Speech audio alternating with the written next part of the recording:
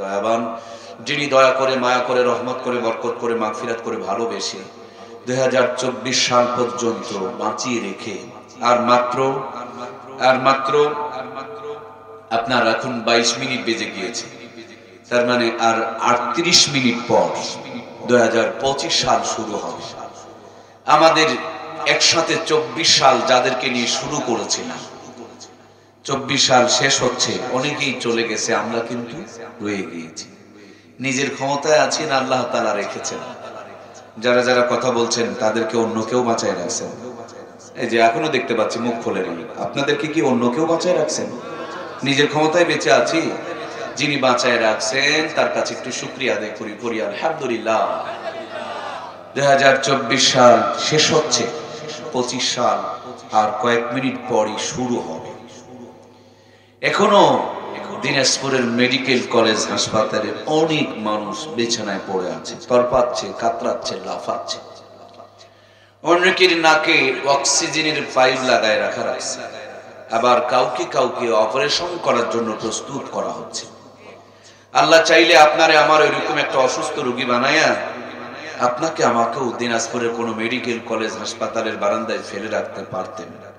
যিনি দয়ামায়া করে এখন এই মুহূর্ত পর্যন্ত আপনারে আমারে সুস্থ রেখেছেন, যার দয়ায় সুস্থ রয়েছে, তার সুস্থ জবান নিয়ে আরো একবার শুকরিয়া আলহামদুলিল্লাহ। সময়টা এমন চলছে যে মানুষ জান্নাত থেকে পালাচ্ছে আর জাহান্নামের দিকে দৌড়াচ্ছে, নেকির আশায় গুনাহ করছে, পঙ্গপালের মতন জাহান্নামের দিকে ছুটে চলে যাচ্ছে। আজকে জয়পুরহাট থেকে এই পর্যন্ত আসতে না হলেও 100 জায়গায় জাহান্নামের আয়োজন চলছে, মানুষকে ডাকা হচ্ছে, এসো দলে দলে আমরা জাহান্নামে যাই। সাউন্ড বক্স গুলো, ডেকসেট গুলো জমিনকে কাঁপায়া হিন্দি গান বাজায়া গোটা এলাকাকে জাহান্নামের দিকে ঠেলে দিচ্ছে। যে আল্লাহ তাআলা আপনারা আমারে বাঁচায় রাখলো একটা বছর, নতুন বছরে শুরু করার সুযোগ দিল, সে আল্লাহর দেওয়া জীবন নিয়ে কেমন করে মানুষ এভাবে নাচতে পারে, গাইতে পারে, নষ্টামি আর ভণ্ডামি করতে পারে, নেশার আড্ডা জমাইতে পারে, নাচ গান ডেকসেট বাজাইতে পারে। আহারে, সময়টা এমন কঠিন হয়ে গিয়েছে যে মানুষ শুধু পাপেরই প্রতিযোগিতা করছে, মানুষ খালি পাপের প্রতি উন্নতি আর অগ্রগতি হচ্ছে। যোগ বিয়োগ করে তাকায় দেখেন, চোখটা বন্ধ করে তাকায় দেখেন যে সাধারণ পাবলিক বিড়ি খাওয়া ধরছে, এটা নাকি অসাধারণ হওয়ার জন্য বিড়ি খাওয়া লাগে। ভদ্র হতে হলে নাকি একটু নিশা টিশা না খাইলে স্মার্ট ভদ্র হওয়া যায় না। এখন দেখবেন কিছু ভণ্ড বোন আছে আমাদের, যারা নিশা টিশা খায় না, তাদের পছন্দ হয় না। যত পাংখু মার্খা, শরীর থেকে সিমটি কাটলে মানে ময়লা বের হবে, মুখের থেকে গাঁজার বের হয়, মুসগুলো আঁকা বাঁকা করে থাকে, সিরা ফাটা পায়জামা পরে থাকে। দেখবেন কিছু অসভ্য বোন তাদেরকেই পছন্দ করে, ভালো মানুষদেরকে লাইক করে না। কথা বলুন ঠিক কিনা? সময়টা এমন চলছে যে মানুষ জান্নাত থেকে পালাচ্ছে আর জাহান্নামের দিকে দৌড়াচ্ছে। নরমাল পাবলিক ভদ্র সাজার জন্য বিড়ি টানতেছে আর বিড়িখোর প্রমোশন নিয়ে সিগারেট ধরতেছে, সিগারেট খোর আপডেট হওয়ার জন্য মশলা বের করে গাঁজা ভরতেছে, গাঁজাখোর থেমে নেই, ফেন্সিডিল ধরছে, ফেন্সিডিল খোর বসে নেই, হিরোইন খাচ্ছে, হিরোইন খোরেরা নতুন করে বাবা ইয়াবা চালু করে ফেলছে। মা বোনেরা কি পিছিয়ে আছে? আমার প্রিয় মায়েরাও পিছিয়ে নেই, তিনারাও মোটা কাপড় ছেড়ে দিয়া পাতলা, এর চাইতে আরো পাতলা, তার চাইতে বেশি পাতলা। এখন যে যত পারে নিজের কাপড়টা চিরে ফেরে কেটে ছেটে নিজের ইজ্জতটুকু বের করে দেশের মানুষকে দেখায়, জাহান্নামের দাওয়াত দিয়ে বেড়ায়, আবার নিজেকে দামি, সম্মানী, সভ্য, ভদ্র, সম্ভ্রান্ত মনে করে। কথা বলুন ঠিক কিনা? যখন পাপ করাটা সহজ আর পাপ থেকে বাঁচাটাই বড় কঠিন। পাপ করাটাই সহজ আর পাপ থেকে বাঁচাটাই বড় কঠিন। সুন্নত তরিকায় বসে প্রসাব করলে ব্যাকডেট, আর কুত্তার মতন ছেড়ে দিলেই নাকি আপডেট। কি গো, কথা বলছেন না কেন? সত্য কথা বললে আনসোশাল, বোকা, ইউজলেস, আর মিথ্যা কথা বললে চালাক, জ্ঞানী, বুদ্ধিমান, বুদ্ধিজীবী। শরীর লাগা পোশাক বলে ব্যাকডেট, আর কাপড় পরে যারা ইজ্জত বের করে দেখায়। আমাদের সমাজে কি কাপড় পরা ন্যাংটা আছে না নাই? এই কাপড় পরা ন্যাংটা গুলো নাকি হয়ে গেল আপডেট, স্মার্ট, ডিজিটাল। আজকের এই দিনে কত যুবকেরা 1 সপ্তাহ 15 দিন আগের থেকে প্ল্যান করছে, ভুলকা বাতি খাবে, ডেক্সেট ভাড়া করবে, আবার রাতের বেলা একটু লাল পানি, কালো পানি, বিভিন্ন পানি মারবে। গোটা দেশটাকে যেন একটা নরক তারা বানিয়ে ফেলছে। আমি বুঝতে পারছি না মুসলমানের সন্তান কেমনে ডেক সেটের ভলিউম চাচায় দেয়। শুরুটা ছিল, উচিতটা ছিল আপনার আমার জন্য যে 24 সাল সহ 60 বছর, 70 বছর, 50 বছর, 20 বছর যে মালিক বাঁচায় রাখছেন, বছর শেষে 2 রাকাত নামাজ পড়ে সিজদা দিয়া তার কৃতজ্ঞতা আদায় করব। হে রব, তুমি তো আমারে নিয়ে নিতে পারতে, তুমি আমারে নেও নাই। তুমি আমারে হাসপাতালে ফেলে রাখতে পারতে, তুমি আমারে সেখানেও ফেলে রাখো নাই।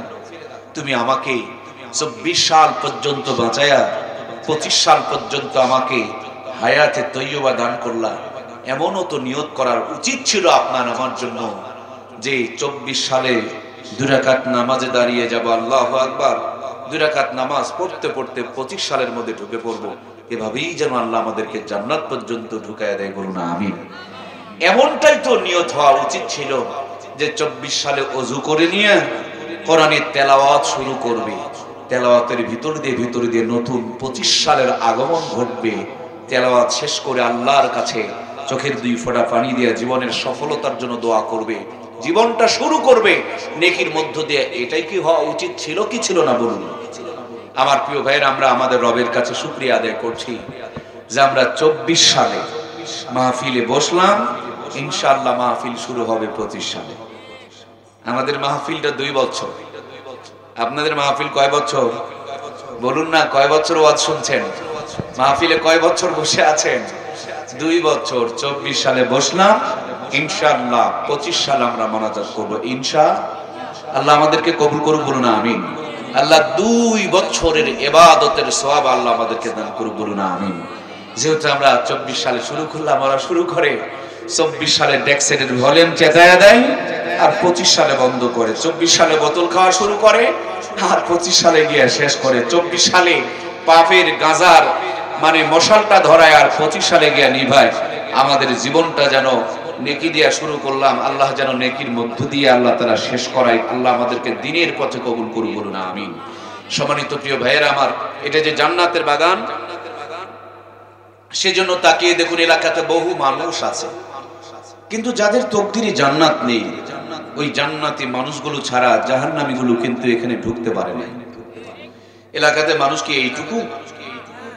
যারা যারা কথা বলছেন না, আপনাদের কি প্যারালাইসিস হয়েছে না হবে? ভাই একটু কথা বলুন ভাই, কথা বলুন, কথা বলুন। এ জবান শুধু বিড়ি টানার জন্য নয়, এ জবান শুধু গীবত করার জন্য নয়, এ জবান হলো আল্লাহর পক্ষে হক কথা বলার জন্য, ঠিক কিনা? এলাকায় কি এটুকুই মানুষ না আরো আছে? যাদের তকদিরে জান্নাত আছে তারা জান্নাতে ঢুকতে পেরেছে, আর যাদের তকদিরে জান্নাত নেই, আমার ওই কপাল পোড়া ভাইগুলো জান্নাতে এখনো পর্যন্ত আসতেও পারে নাই।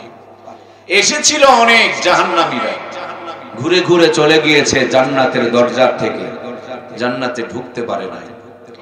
যেই ভাইগুলো এখনো পর্যন্ত মাহফিলে আসে নাই, বসে নাই, ঢুকতে পারে নাই, সত্যি করে বলেন তো, এখানে যদি মমতাজ আপা, শাকিব খান, শাহরুখ খান, সালমান খান এরা যদি আসতো, ওই ভাইগুলো যারা আজকে মাহফিলে আসে নাই, তাদেরকে কি ওদেরকে দড়ি দিয়া জিনজির দিয়ে বেঁধে আটকানো যেত? ওরা 1 মাস আগে টিকিট কেটে বরাদ্দ দিয়ে রাখতো। এই শীত কেন? এর চাইতে 10 গুণ যদি বেশি শীত হতো, প্রয়োজনে তাগিদে লেয়ার গায়ে দিয়ে চলে আসতো, তারপর কনসার্টকে ছাড়তো না। গানের আওয়াজ কানে গেলে মির্গির ব্যারাম ধরে, ঢোলের আওয়াজ কানে গেলে লাফাইতে শুরু করে, কোরআনের আওয়াজ কানে গেলে কোনো চেতনা হয় না, অনুভূতি জাগে না, ফিলিংস আসে না। বুঝতে হবে ওদের ইমানে মরিচা ধরে গেছে, জাম ধরে গেছে। কথা বলুন ঠিক কিনা? সুতরাং বিনীত অনুরোধ করব, একটা মাছ যেমন পানি ছাড়া বাঁচে না, একজন মুসলমান আল্লাহর কোরআন থেকে দূরে থাকতে পারে? যারা মুসলমানের ঘরে জন্ম নিয়েছেন, যাদের শরীরে মুসলমানের রক্ত আছে, যে নিজেকে মুসলমান দাবি করছেন, তার কাছে কোরআনেরও দাবি আছে না নাই? সুতরাং আপনি মুসলমানের সন্তান হলে, মুসলমানের ঘরে জন্ম হলে, শরীরে মুসলমানের রক্ত থাকলে, কোরআনের দাবি, আপনি কোরআনের কাছে এবং কোরআনের পাশে, কোরআনের সাথে থাকবেন। এটা ঈমানের পরিচয়। আল্লাহ কোরআন ওয়ালা মুসলমান হওয়ার তৌফিক দান করুন, বলুন আমিন। এখন মুসলমান হইছে কোরআন ছাড়া। হওয়ার কথা ছিল কোরআন ওয়ালা, কিন্তু আমরা এখন কোরআন ছাড়া বিড়িওয়ালা, সিগারেটওয়ালা, দুর্নীতিওয়ালা, সুদওয়ালা, ঘুষওয়ালা, বেপরদাওয়ালা, কিরণমালাওয়ালা, কটকটিওয়ালা, ফাঁকিওয়ালা, ডেক্সেট বাজানেওয়ালা, পাপ করনেওয়ালা। কথা ছিল মুসলমান হবে কোরআনওয়ালা, মুসলমানের জীবন চলবে কোরআন দিয়ে, কিন্তু দুর্ভাগ্য মুসলমানের জীবন চলে এখন কোরআন বাদ দিয়ে। কথা বলুন ঠিক কিনা? আমি এখানে যখন আসতেছিলাম, আমাদের শামসুল ইসলাম শান্ত ভাই চিনেন তো আপনারা, তিনি আমাকে মোবাইল ফোনে একটা লোকেশন পাঠিয়ে দিয়েছিল যে এইটা দেখে আপনি চলে আসবেন। আমি লোকেশনটা অন করে দেখতেছি যে কয় ঘন্টা সময় লাগবে, কখন রওনা করলে কখন যাওয়া যাবে, রাস্তা কোন দিক দিয়ে দেখাবে, এই নওগাঁ থেকে এই পর্যন্ত আসতে। না হলেও তো সামনে 1-800 রাস্তার মোড় পড়ে নাই ভাই, 2 মাথা 3 মাথা, ডানেরটা নয় বামেরটা নয় সামনেরটা, অথবা এটা ওইটা, একবারে সোজা রাস্তা দেখাচ্ছে। ডানের গ্রামের নাম কি, বামের গ্রামের নাম কি, কত দূর এলাম, কত দূর বাকি, গাড়ি কত স্পিডে চলতেছে, আর কয় মিনিট পর জায়গা মতন গিয়ে পৌঁছবো। তেমনি আমাকে রাস্তা দেখায় লোকেশন কিন্তু এই পর্যন্ত নিয়ে চলে এসেছে। আমরা সবাই জান্নাতের নাগরিক। আব্বাজান আদমকে তৈরি করে আব্বাজান আদমের পিঠে আমাদের সমস্ত রূহগুলোকে আল্লাহ রেখেছিলেন। সব রূহগুলোকে সামনে নিয়ে আল্লাহ তাআলা প্রশ্ন করেছিলেন, আলাস্তু বিরব্বিকুম, আমি কি তোমাদের রব নই? আমরা বলেছিলাম ক্বালু বালা, সুবহানাল্লাহ। তাহলে ওয়ারিশ সূত্রে আমি যেমন নওগাঁর আমার বাবার বাড়ি, তার জন্য নওগাঁর নাগরিক মনে করি। তার পূর্বের ইতিহাস যদি ধরি তাইলে আমরা সবাই জান্নাতের নাগরিক। সুবহানাল্লাহ বলে। আমাদের সবার আসল বাড়ি কোথায়? জান্নাতে। জান্নাত থেকে এসেছি, আবার জান্নাতে আমাদেরকে যেতে হবে।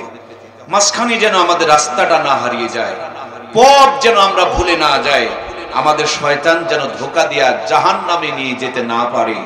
এই জন্য জান্নাতের পথ দেখানোর জন্য কোরআনুল কারীম নামক জীবন বিধান, সংবিধান, ক্যাটালগ, পথ প্রদর্শক, আলোবর্তিকা আপনার আমার জন্য দিক নির্দেশক হিসাবে এই কোরআনুল কারীমটা আপনার আমার জন্য দান করেছেন কে?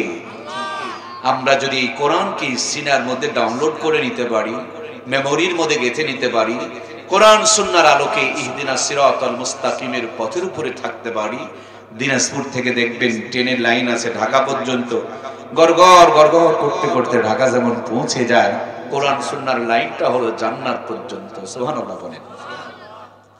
আল্লাহর কোন বান্দা, কোন বান্দি যদি তার জীবনটাকে কোরআন সুন্নাহর লাইনের উপরে একটা বার তুলে নিতে পারে, ডাক্তারি, মাস্টারি, এমপিগিরি, মন্ত্রীগিরি, রাষ্ট্রপতিগিরি করবে কিন্তু পথ হারাবে না, দিন শেষে আবার জান্নাতে পৌঁছে যাবে। সুবহানাল্লাহ। সুতরাং প্রিয় ভাইয়েরা, আমরা কি কোরআন, আরেকটু সাউন্ড কি বাড়ানো যাবে না প্রিয় ভাইজান? আর একটু যদি সম্ভব হয়, কষ্ট হচ্ছে কি আপনাদের? তাহলে আমরা আমাদের জীবনটাকে কোরআন সুন্নাহর লাইনের উপরে তুলবো তো ইনশাআল্লাহ। যদি তুলতে পারি আমাদের কোনো চিন্তা নাই, লা খাউফুন আলাইহিম ওয়ালা হুম ইয়াহজানুন, কোনো চিন্তা নাই, কোনো টেনশন নাই, কোনো ভাবনা নাই। এই আল্লাহর কোরআন, নবীর সুন্নতের বিধান দুনিয়া আখিরাতে আপনাকে আমাকে শান্তি, মুক্তি, পেরেশানি থেকে দূরে রেখে দিবেন, শান্তি মুক্তি দিয়ে আল্লাহ তাআলা জান্নাত পর্যন্ত পৌঁছায়া দিবেন। আল্লাহ আমাদের সবার জীবনকে রহমত, বরকত, কল্যাণ দিয়ে ভরপুর করে দেখ, বলুন আমিন। সম্মানিত প্রিয় ভাইয়েরা আমার, আমি আপনাদের সামনে পবিত্র কোরআনুল কারীমের ভিতর থেকে একইবারে সংক্ষিপ্ত করে ছোট্ট একটা আয়াতে কারিমা তেলাওয়াত করেছে। আমার আল্লাহ তাআলা এই আয়াতে কারিমার মধ্যে সুন্দর করে আপনারা আমার জন্য দিক নির্দেশনা দিয়ে বলেন, কুল ইন কুনতুম তুহিব্বুনাল্লাহ ফাত্তাবিউনি ইউহিব্বুকুমুল্লাহ ওয়া ইয়াগফির লাকুম যুনুবাকুম ওয়াল্লাহু গফুরুর রহিম। আল্লাহ বলেন, নবীজি, দুনিয়ার মধ্যে আমি আমার বান্দা বান্দির জন্য যত নিয়ামত রেখেছি, আমার নিয়ামতগুলো দেখার পর আমার বান্দা বান্দিরা যখন আমার ভালোবাসায় আবদ্ধ হতে চাবে, আমি আল্লাহকে ভালোবাসতে চাইবে, তাদেরকে বলে দেন, তারা যদি আমি আল্লাহকে ভালোবাসতে চায়, ফাত্তাবিউনি, আপনারা যেন ইত্তেবা করে, অনুকরণ করে, মহব্বত করে ভালোবাসে। আপনাকে ভালোবাসলেই আমি আল্লাহ ভালোবাসা দিয়া জিন্দেগির গুনাহগুলো মাফ করে দেব। সাউন্ড কি আর বাড়ানো যাবে না? না হলে এই মনিটরটা আর একটু কাছে দেন, আমার আর একটু সাউন্ড লাগবে। আমার প্রাণপ্রিয় ভাইয়েরা, আমি আলোচনা করছিলাম আপনাদের খেদমতে, আল্লাহ রাব্বুল আলামিন আপনাকে আমাকে প্রেম শেখাচ্ছেন, ভালোবাসা শেখাচ্ছেন। আমি রবকে যদি ভালোবাসতে চাও, আমার বন্ধুকে মহব্বত করো, তাইলেই আমি আল্লাহ ভালোবাসা দিয়া জিন্দেগির গুনাহগুলো মাফ করে দেব। সুবহানাল্লাহ বলেন। দেখুন আমার সামনে একটা আলো, এই আলোর পিছনে কিন্তু একটা সুইচ আছে। সুইচে যখন চাপ দিবেন আলোটা তখন দেখবেন বন্ধ হয়ে যাবে, সুইচে চাপ দিলে আলোটা আবার জ্বলে উঠবে। ফ্যানের দেখবেন রেগুলেটর থাকে, এখানে ঘোরাঘুরি করলে ওখানে মিটার বাড়ে, স্পিড বাড়ে অথবা কমে। তেমনি আল্লাহ আরশে আযমে আর জমিনে আপনার আমার জন্য আল্লাহ রাব্বুল আলামিন দিয়েছেন মুহাম্মদুর রাসূলুল্লাহ। নবীজিকে ভালোবাসলেই আল্লাহ ভালোবাসা দিয়া জিন্দেগির গুনাহগুলো মাফ করে দেবে। নবীজিকে কেমনে ভালোবাসবেন? আল্লাহর হাবিব আজ থেকে ১৫০০ বছর পূর্বে আপনার আমার জন্য সুন্দর করে ঘোষণা করে দিয়েছেন, মান আহাব্বা সুন্নতি ফাকাদ আহাব্বানি ওয়া মান আহাব্বানি কানা মাই ফিল জান্নাহ। যেই ব্যক্তি আমার সুন্নতকে মহব্বত করলো সে যেন আমাকে মহব্বত করলো, আর যে আমাকে মহব্বত করলো, আল্লাহর হাবিব বলেন, কানা মাই ফিল জান্নাহ। কিয়ামতের দিন মুসিবতের আদালতে আমি নবীর সঙ্গে জান্নাতে প্রবেশ করবে। সুবহানাল্লাহ। আসতে একটু দেরি হচ্ছিল, আমাদের শামসুল ইসলাম শান্ত ভাই সহ আপনাদের ইমাম সাহেব আমাদেরকে রিসিভ করতে গিয়েছিলেন। আমাদের বড্ড ভালো লেগেছে যে দোষধাপ হলেও তো তারা মেহমানকে রিসিভ করতে গিয়েছিলেন। মেহমানকে রিসিভ করা এবং বিদায়ের সময় একটু এগিয়ে দিয়ে আসা, এটা হলো নবীজির সুন্নত। আল্লাহ তাআলা এই সুন্নতটা আমাদের সকলকে আমল করার তৌফিক দান করুন, বলুন আমিন। মহব্বতের ভাইয়ের আমার, আমরা কি জানি আমাদের কি জান্নাতে রিসিভ করার জন্য আমাদেরকে সাথে করে নিয়ে জান্নাত উদ্বোধন করবেন, তার জন্য একজন অপেক্ষায় রয়েছেন। তিনি আর কেউ নয়, তিনি হলেন আপনার আমার দরদের নবী মুহাম্মদুর রাসূলুল্লাহ সাল্লাল্লাহু আলাইহি ওয়াসাল্লাম। একদিন, দুই দিন, এক মাস, 2 মাস, 100 বছর, 500 বছর, 1000 বছর নয়, সুদূর 1500 বছর ধরে মদিনার রওজায় অপেক্ষায় রয়েছেন। উম্মত সুন্নত গুলোকে জিন্দা করো, আমি নবী সাথে করে নিয়ে জান্নাত উদ্বোধন করব। আমার ভাইয়েরা, এই যে নতুন নববর্ষ উদযাপন সম্বন্ধে নবীজির কি কোনো দিক নির্দেশনা আছে? আল্লাহর হাবিবের হাদিসকে মন্থন করলে একটা দিক নির্দেশনা পাওয়া যায় যে নবীজি বলেছেন, ইহুদি খ্রিস্টান যা করে তোমরা তার উল্টা করো। ওরা মোছ রাখে, তোমরা দাড়ি রাখো। ওরা যা করে, ওরা আল্লাহর সাথে শরীক করে, তোমরা শরীক করিও না। তাহলে আজকের এই দিনে ওরা নাচানাচি করবে, ওরা গান গাইবে, ওরা ডেক্সিল বাজাবে। মুসলমানদের উচিত হলো এদিন তওবা করে আল্লাহর কাছে ক্ষমা চাওয়া এবং ইবাদত বندگির মধ্য দিয়ে, নফল নামাজের মধ্য দিয়ে, আগামীকাল নফল রোজার মধ্য দিয়ে পাপের বিপরীত কাজটা করে নিজেদেরকে জান্নাতি বানানোর জন্য একটু চেষ্টা করা। কথা বলুন ঠিক কিনা? যদিও সরাসরি তেমন কোনো ডাইরেক্টলি আল্লাহর কোরআন এবং নবীর হাদিস থেকে কোনো বিশ্লেষণ পাওয়া যায় না যে নবীজি এটা করতে বলেছেন, কিন্তু যেহেতু পাপের সাগরে হাবুডুবু খাচ্ছে সমাজ, আমরা তার বিপরীত মুখে চলে একটু নেকি করতেও তো পারি, আর এটুকুর বিনিময়ে আপনাকে আমাকে মাফ করে দিতে পারেন কে? এই জন্য প্রিয় ভাইয়েরা, নতুন জীবনটা শুরু হোক 5 ওয়াক্ত নামাজের মধ্য দিয়ে। মা বোনগুলো নিয়ত করবে, আয় আল্লাহ 2025 সাল শুরু করলাম পর্দার জীবন দিয়ে, বেপর্দার সব কাপড়গুলোকে পুড়ায় ফেলে দিবে। 2025 সালটা শুরু করবে।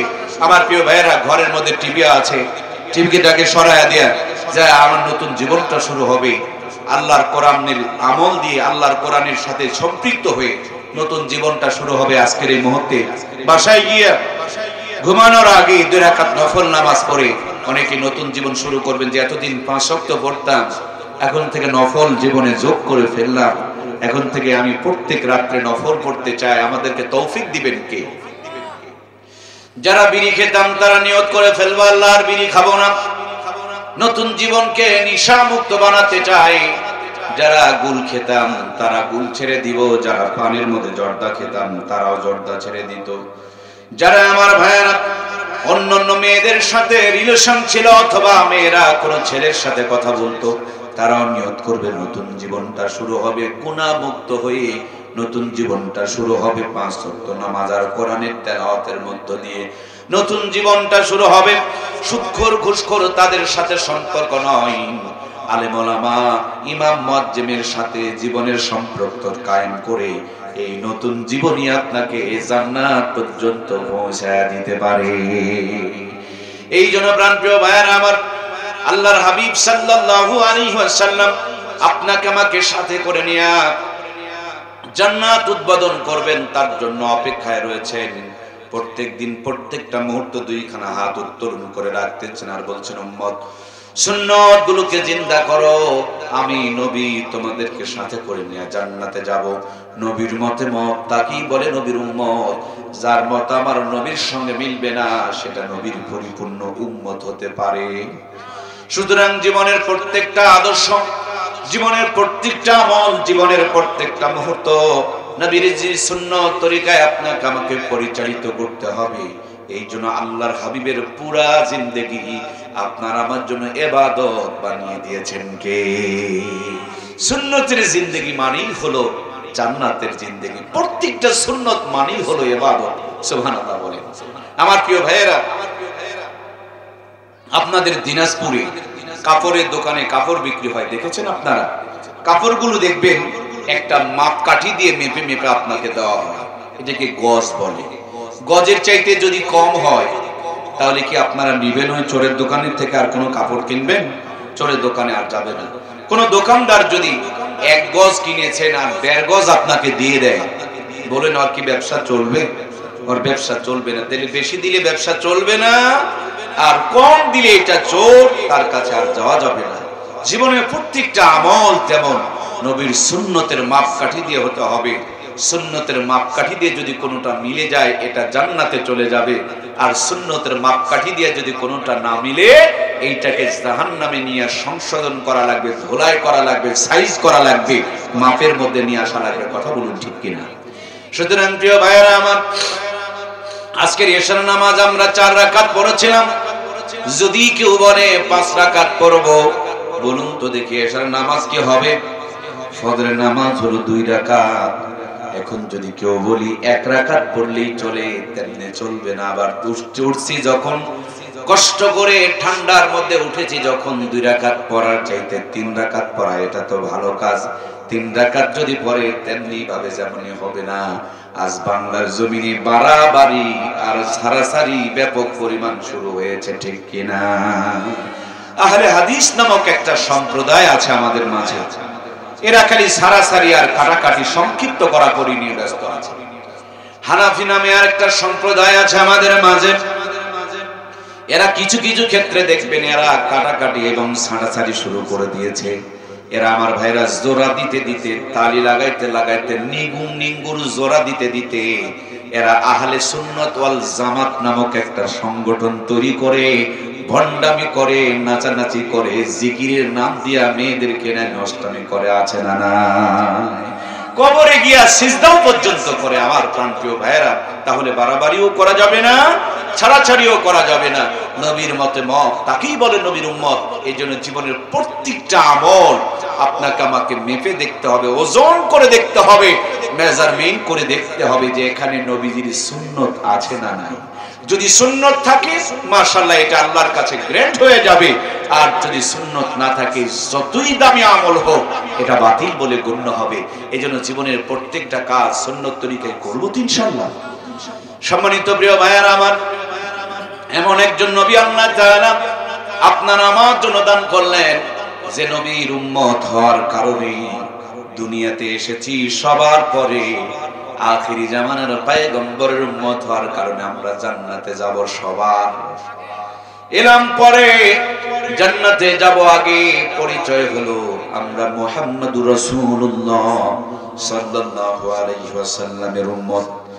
2 নম্বরে যেই ফজিলতটা আল্লাহ তাআলা এই উম্মতের জন্য দান করেছেন, এই পৃথিবীর বুকে সবচাইতে বাঁচবো আমরা কম, কিন্তু আমরা যদিও বাঁচবো কম কিন্তু আমাদের সওয়াবগুলো সবচাইতে। আদম নবীর উম্মত আমাদের সমপরিমাণ সওয়াব করতে পারবে না, মূসা আলাইহিস সালামের উম্মত আমাদের সমপরিমাণ সওয়াব কামাই করতে পারবে না, ইব্রাহিম আলাইহিস সালামের উম্মতেরা আমাদের সমপরিমাণ সওয়াব কামাই করতে পারবে না। এই জন্য মূসা, ঈসা, রূহুল্লাহ নামক একজন পয়গম্বর আছে, যিনি এখনো পর্যন্ত চতুর্থ আসমানে অবস্থান করতেছেন, দুনিয়াতে আগমন করবেন, 40 বছর পর্যন্ত রাজত্ব করবেন, এরপরে যখন ইন্তিকাল করবেন নবীজির রওজার পাশে তার কবর দেওয়া হবে। সেই জন্য এখনো পর্যন্ত এই জায়গাটা সুন্দরভাবে সংরক্ষিত আছে। জোরে বলুন সুবহানাল্লাহ। সম্ভবত হযরত ঈসা রূহুল্লাহ, আল্লাহর প্রিয় পয়গম্বর নদীর কিনার দিয়ে যাচ্ছেন, সামনে দেখতে পেলেন পানির মধ্যে ভয়ঙ্কর আকারে পানিগুলো উত্তাল পাতাল করতেছে। জিন জাতিদেরকে নামায়া দিলেন, দেখো তো পানির ভিতরে কি আছে। পানির ভিতরে নেমে দেখে একটা সাদা পাথর, পাথরটাকে তুলে নিয়ে আসলেন। আল্লাহর পয়গম্বর পাথরটা দেখে আল্লাহর শুকরিয়া আদায় করতে শুরু করলেন। আল্লাহ বলেন, পয়গম্বর এই পাথর দেখে এত আশ্চর্য হয়েছে, আমি তো তার ভিতরে আরো বড় আশ্চর্য রেখে দিয়েছি। পয়গম্বর বললেন, ওগো আমার রব, তাহলে তুমি আমারে দেখাও না। আল্লাহ তাআলা বললেন, তাহলে লাঠি দিয়ে এর উপর একটু আঘাত করো। আঘাত করলেন, মুহূর্তের মধ্যে পাথরটা দ্বিখণ্ডিত হয়ে গেল। তাকায়া দেখেন একজন যুবক মানুষ ওই পাথরের ভিতরে দাঁড়িয়ে দাঁড়িয়ে নফল ইবাদতে মুক্ত রয়েছে। সুবহানাল্লাহ। তিনি আরো আশ্চর্য হয়ে গেলেন। আল্লাহ তাআলা বললেন, পয়গম্বর আমি এর ভিতরে আরো আশ্চর্য রেখেছি। নামাজ যখন শেষ হয়ে গেল, তারা জিজ্ঞেস করলেন, কত বছর ধরে এইভাবে ইবাদত করছো? সম্ভবত তিনি বললেন, আমি 6500 বছর ধরে ইবাদত করতেছি। জিজ্ঞেস করা হলো, কেমনে তুমি দিন রাতের হিসাব করো? তিনি বলেন, দিন যখন হয় এই আলো পাথরের ভিতর থেকে একটা আলো বের হয়, আবার রাত হলে আলোটা নিভে যায়। আর আমার যখন ক্ষুধা লাগে আল্লাহ তাআলা জান্নাতি রিজিক পাঠায় দেয়, আমি খেয়ে খেয়ে আমার আল্লাহ তাআলার ইবাদত করি। সম্মানিত প্রিয় ভাই আমার, এভাবেই তার দিন রাত কাটতে শুরু করে দিল। একাধারে 6500 বছর ধরে তিনি ইবাদত করছিলেন। আল্লাহর পয়গম্বর হযরত ঈসা রূহুল্লাহ আশ্চর্য হয়ে বললেন, ওগো আমার রব, আমার মনে হয় এই জমিনে, আসমানের নিচে, জমিনের উপরে এর চাইতে তোমার কাছে কোনো দামি মানুষ নাই, তোমার কাছে শ্রেষ্ঠ মানুষ অন্য নাই, এর চাইতে মহা মূল্যবান মানুষ আর দুনিয়াতে কেউ হতে পারে না। আল্লাহ ডাক দিয়ে বলেন, পয়গম্বর ঈসা রূহুল্লাহ, আমি আল্লাহ তাআলা এই যে মানুষটাকে বানাইছি তার চাইতে আরো বেশি শ্রেষ্ঠ মানুষ আছে, তিনি হলেন মুহাম্মদুর রাসূলুল্লাহ। এই মানুষটা 6500 বছর ধরে ইবাদত করে যেই পরিমাণ সওয়াব কামাই করেছে, উম্মতে মুহাম্মদী একটা রাত ইবাদত করলে আমি আল্লাহ এর চাইতে 1000 গুণ বেশি নেকি দান করে দেব। তিনি সিজদায় লুটিয়ে পড়েছিলেন, আল্লাহর কাছে ফরিয়াদ করেছিলেন, রব আমারে নবী না বানায়া সেই মুহাম্মদুর রাসূলুল্লাহর যদি উম্মত বানায়া দিতে আমি বড় সৌভাগ্যবান হইতাম। আল্লাহ তাআলা তার দরখাস্ত কবুল করেছেন, এই জন্য তিনি চতুর্থ আসমানে রয়েছেন। এই যে ইংরেজি নববর্ষ, এটা কিন্তু হযরত ঈসা রূহুল্লাহর জন্ম থেকে হিজরি গণনা শুরু হয়ে, এই জন্ম থেকে নিয়ে খ্রিস্টাব্দের তারিখ গণনা শুরু হয়েছে, ইংরেজির তারিখগুলো গণনা শুরু হয়ে গিয়েছে। তাদের ধারণা ওরা হযরত ঈসা রূহুল্লাহকে শুলির মধ্যে চড়াইয়া তারা ফাঁস দিয়া তাকে মেরে ফেলে দিয়েছে। কিন্তু মুসলমানদের কনসেপ্ট হলো হযরত ঈসা রূহুল্লাহ তিনিও নবী, কিন্তু ওই নবী আমাদেরকে মানা যাবে। দেখবেন নাপা সিরাপ, নাপা বড়ি, এটা যতদিন পর্যন্ত ডেট থাকে ততদিন পর্যন্ত খাওয়া যায়। ডেট পার হয়ে গেলে কি খাওয়া যায়? দোকানে রাখলে পারে আমার ভাইয়েরা, ম্যাজিস্ট্রেট এসে আপনার দোকানদারকে জরিমানা করে দিবে। এক্সপায়ার ডেট ওষুধ খেলে রোগ বাড়বে না, বরং রোগ সারবে না, বরং আরো রোগ বাড়বে। কথা বলুন ঠিক কিনা? তেমনি আমার ভাইয়েরা, এখন টাইমটা চলছেন, মেয়াদ চলছেন মুহাম্মদুর রাসূলুল্লাহ সাল্লাল্লাহু আলাইহি ওয়াসাল্লাম। এখন আর ঈসা রূহুল্লাহকে মানা যাবে না। যদি মানা হয় তাইলে মুহাম্মদ বললে কি এই ভুল মাফ হবে? হাড়হাড্ডি কি সোজা থাকবে? সবগুলো শোধন হয়ে যাবে। কাপুরুষ যারা, তারা এখনো পর্যন্ত কথা বলে নাই। কোন সুপুরুষকে এটা মেনে নিতে পারবে? লবণ কম হয়েছে মেনে নেওয়া যায়, ভাত নরম হয়েছে মেনে নেওয়া যায়, লবণ দেয় নাই সেটাও মেনে নেওয়া যায়, কিন্তু আমার জায়গাতে অন্য কোনো পরপুরুষকে বরদাস্ত করা যায়? এটা হলো অস্তিত্বের ব্যাপার। আল্লাহ সব মাফ করে দিতে পারেন, কিন্তু শিরকির গুনাহটা মাফ করে দিতে পারেন না। আমার ওই সমস্ত ভাইয়েরা এই শিরিক করেছেন আল্লাহর সাথে, আরো দুইজনকে আল্লাহ তারা মেনেছেন, এই জন্য তাদের সাথে আমাদের পার্থক্যটা এই জায়গায়। আল্লাহ আমার ওই ভাইগুলোকে হেদায়েত দান করুক, বলুন আমিন। আমাদের মাঝেও যারা আল্লাহকে বাদ দিয়ে কবরে গিয়ে সেজদা করে, আছে না নাই? কবর পূজারি আছে না নাই? কবরে সেজদা করে, মাজারে সেজদা করে, মাজার নিয়ে ব্যস্ত, গাঁজা খায়, পুরুষ মহিলা একসাথে জিকির করে, পীর সাহেবের নাম দিয়া ভণ্ডামি করে, আছে না নাই? আমার প্রাণপ্রিয় ভাইয়েরা, এদেরও তেমনি একই অবস্থা। এ কপাল শুধু একজনের কাছেই নত হবে, তিনি কে? তাকে ছাড়া অন্য কোথায় ওই কপাল নত করা যাবে? আল্লাহ তাআলা আমাদেরকে শিরিক মুক্ত ঈমান দান করুক। আমার প্রিয় ভাইয়েরা, এজন্য জীবনের প্রত্যেকটা কাজ নবীজির সুন্নত তরিকায় হবে।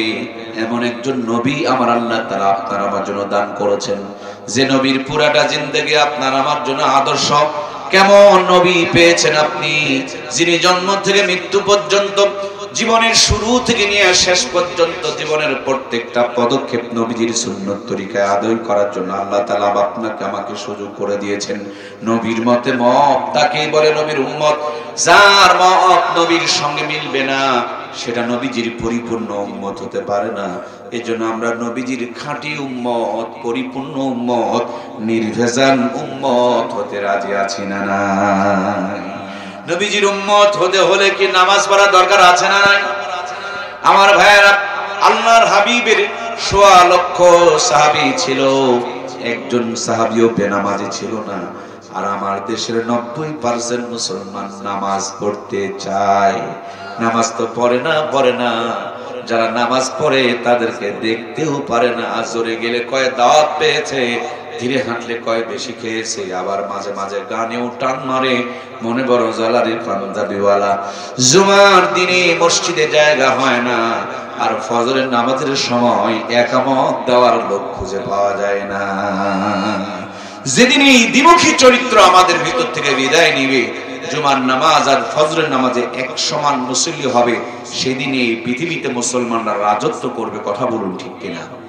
আমার প্রাণপ্রিয় ভাইয়েরা, এই জন্য আমাদের জীবনে যখন অনেকগুলো রোগ হয়, অনেকগুলো অসুখ হয়, তখন আমরা দেখবেন ডাক্তারের কাছে যাই।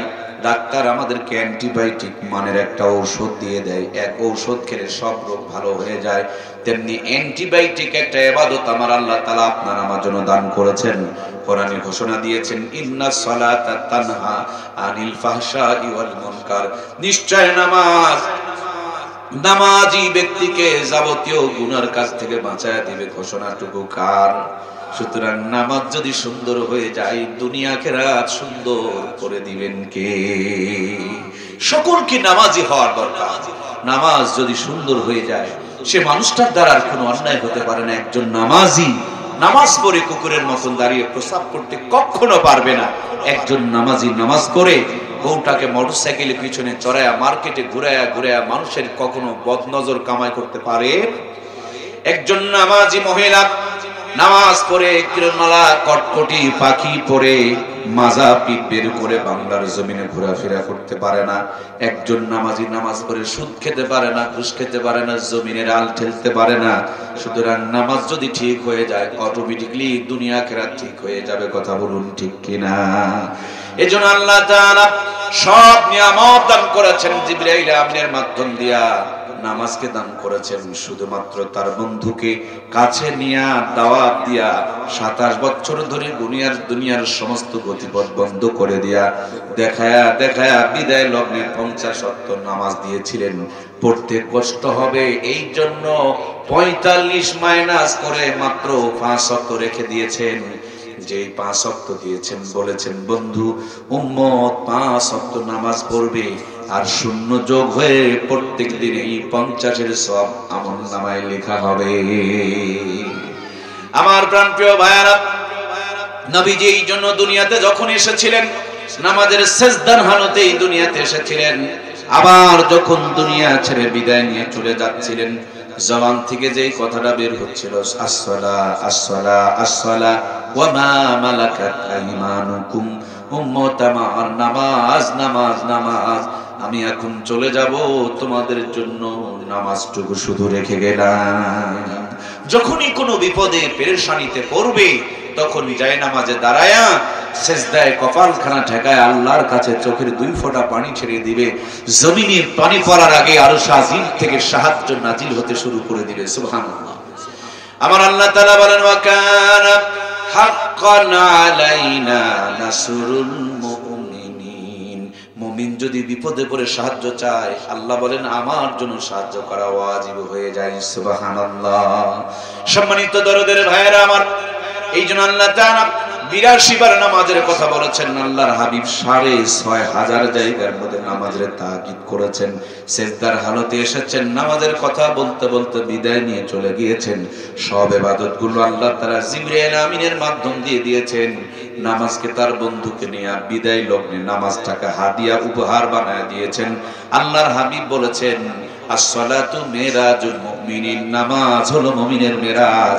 নবীর জীবনে মেরাজ হয়েছে একবার, উম্মতের জন্য প্রতিদিন মেরাজের ফয়সালা করে নিয়ে এসেছেন 5 বার। আমার প্রিয় ভাইয়ারা, একদিন আপনি নামাজকে ধরুন, সুন্দর করে ধরুন, যত্ন করে ধরুন, দেখবেন নামাজও আপনাকে ধরে ফেলবে। যেদিন আপনাকে নামাজ ধরবে, সেদিন কেউ আর আপনাকে মসজিদ থেকে দূরে রাখতে পারবে না। ফজর আজান হলে বিছানায় কেউ আটকাইতে পারবে না। নামাজ আপনাকে যেদিন ধরবে, এমন ধরা ধরবে জান্নাত পর্যন্ত পৌঁছায় ছাড়বে। এই জন্য নামাজ সুন্দর করেন, অটোমেটিকলি দুনিয়া আখিরাত সুন্দর হয়ে যাবে। নামাজের প্রেসার কম হয়, নামাজের ডায়াবেটিস কম হয়, নামাজের হার্টবিট স্বাভাবিক থাকে, নামাজের টেনশন কম হয়, নামাজের ঘুম ভালো হয়, নামাজের সুস্থতা বেড়ে যায়, নামাজের জীবনটাকে আল্লাহ তাআলা প্রশান্তিময় করে দেয়। সুবহানাল্লাহ। একজন নামাজি, একজন বেনামাজি, 2 বন্ধু একসাথে বিপদে পড়েছে।